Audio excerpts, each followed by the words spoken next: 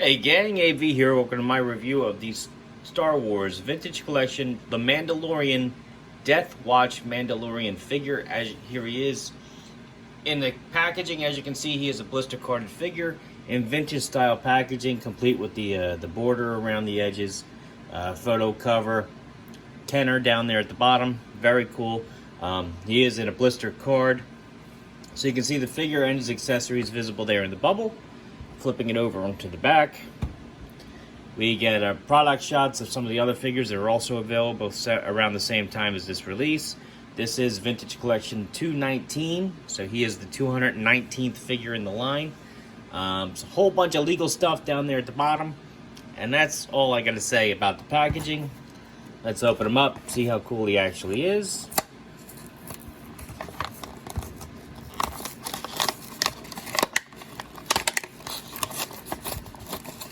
Come on now. All right. Get this out of here.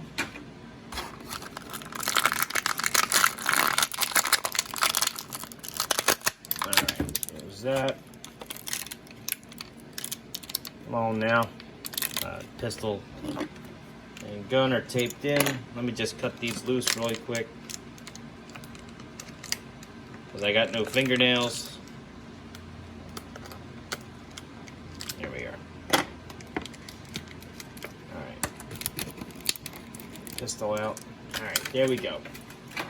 Alright, so first and foremost, we're going to have a look at his pistol, which is really tiny. Let me see if I can't get the light in here a little bit. He does have a painted handle, which is painted brown, which is very nice. Flipping it over. Nice touch. I like to see painted details on accessories, especially this small.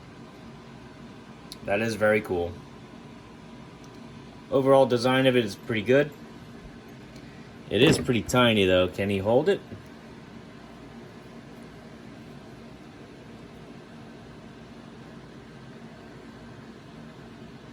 He can, and it holds it pretty well too. Not coming out at all.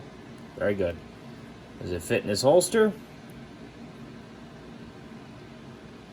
Yep. Fits in there nice and snug, not coming out. Very good. Alright. Here's his rifle. Looks like it has a forward grip on it too. It's actually kind of a spongy plastic, as you can see. Overall design on it's pretty decent. Let's make sure you can hold this. Yep, finger even goes to the trigger guard, which is nice. You done? Oh, bend your elbow for me, buddy.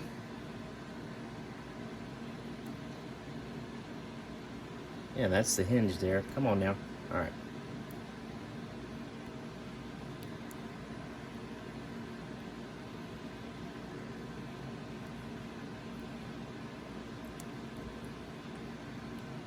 Alright, let me see if I can get this in a decent pose for you. Make sure you can hold it properly. His arms are pretty stiff. Give me 1 second here.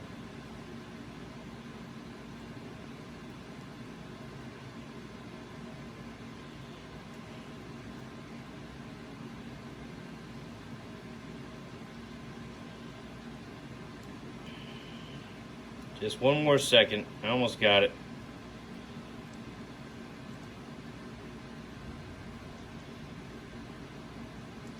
Hasbro figures usually aren't this stiff out of packaging, so just have to take a little extra care with them. Come on now. Yeah, his elbows especially are a little tight.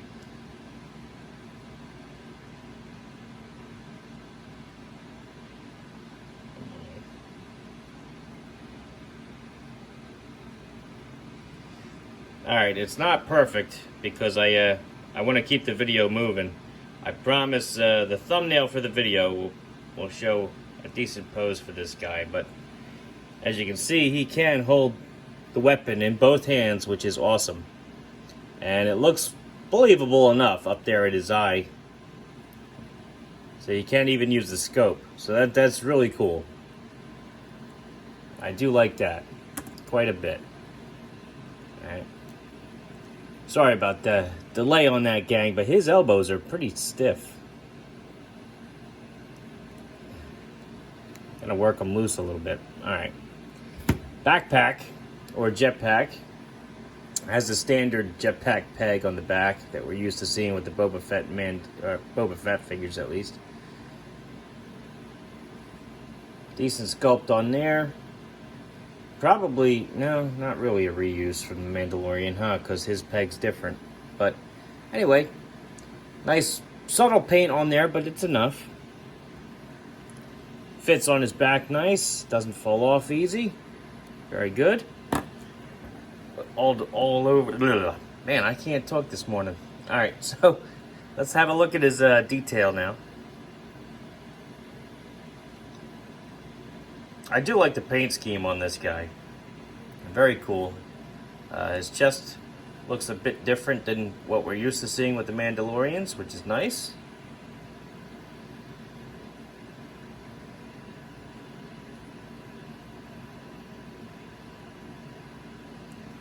Cool, I like it. All right, so head is on a barbell joint, feels like. So you can do a full 360 degrees. He can look up. He can look down. He can tilt from side to side to get some expression, which is nice. Even a little forward and back. His rangefinder here is on a swivel, so you can bring that down over his eye and back up again, which is nice. You can even go backwards if you wanted it to, but I'm not sure why. You would. Arms can do a full 360 degrees. They can go up about that high. Nothing at the bicep. Elbows can hyperextend a little bit, flatten out, and bend over 90 degrees, which is excellent. They can also rotate at that joint 360 degrees. Wrists, full 360 degree rotation. They also have hinges. Just a little tough to access because it's still kind of stiff, but they do hinge up and down on both hands.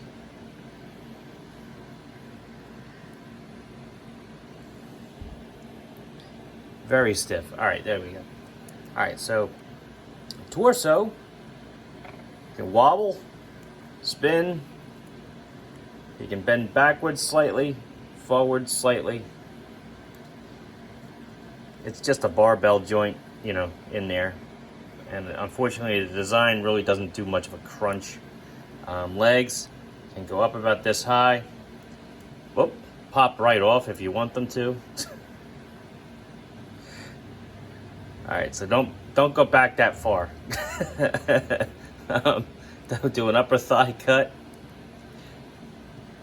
Knees can bend a little over 90 degrees. They can rotate at the bottom of the knee joint. Right there. Feet. Point his toes down all the way. Up a decent amount. And they have a rocker joint there. So that's pretty decent articulation on them. Also, it's worth mentioning that the holster for the gun is not attached to the leg, so that will not hinder his motion over there either. I like the design of this guy a lot. I think he looks excellent. Let's get him standing up and we'll see how he measures up with everybody else for the size comparison. Just get you standing here.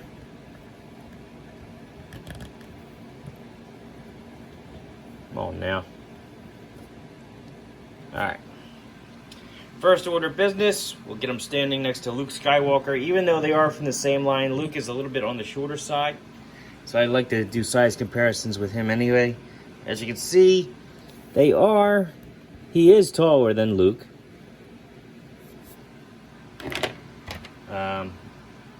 3 3/4 inch figure, Snake Eyes from G.I. Joe.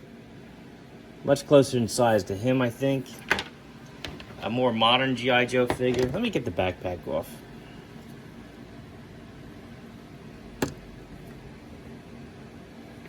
Get the backpack off. The A more modern G.I. Joe figure, as you can see, is noticeably taller because the vintage collection is on the 3 3/4 inch scale. Here's a more true 4-inch figure, Boss Fight Studio Blank. As you can see, noticeably taller. Captain America from Marvel Universe line. And last but not least, you know, Master Chief. So all in all, I think he's a really cool figure. I really like the design. The paint scheme on him is nice. Weapons all look good in the hand. Very cool. I do highly recommend him if you're lucky enough to find him. I was, thankfully. This is not one of the ones I ordered. I actually found him in the wild, which was a pleasant surprise and doesn't usually happen in my area, quite frankly. Would you stand up? Come on now. Alright, so all in all, I think he's a really cool figure and worth a pickup if you're interested. This has been AV. As always, check out my channel. You'll find a whole bunch of other video reviews. The 1/18 scale, figures, vehicles, accessories, play sets, you name it. All different types of toy lines. I even do 1/12 stuff now and again, as well as comic book unboxing videos pretty frequently. Check out the video description for links to all my social media accounts, as well as, you dirty son of a... As well as links to my eBay store and my Whatnot page. I do sell stuff on occasion. Maybe even something I reviewed. If you're interested, you can pick it up pretty cheap there. Also, I have a link to the Plastic Underworld, which is where I get a lot of my modern figures. And that's about it. If all that stuff sounds pretty reasonable, or even nice, then by all means, give me a subscribe. You know, thumbs up the video, comment down below. Let me know how much you enjoy my content. And I do love hearing from all of you. And as always, take care.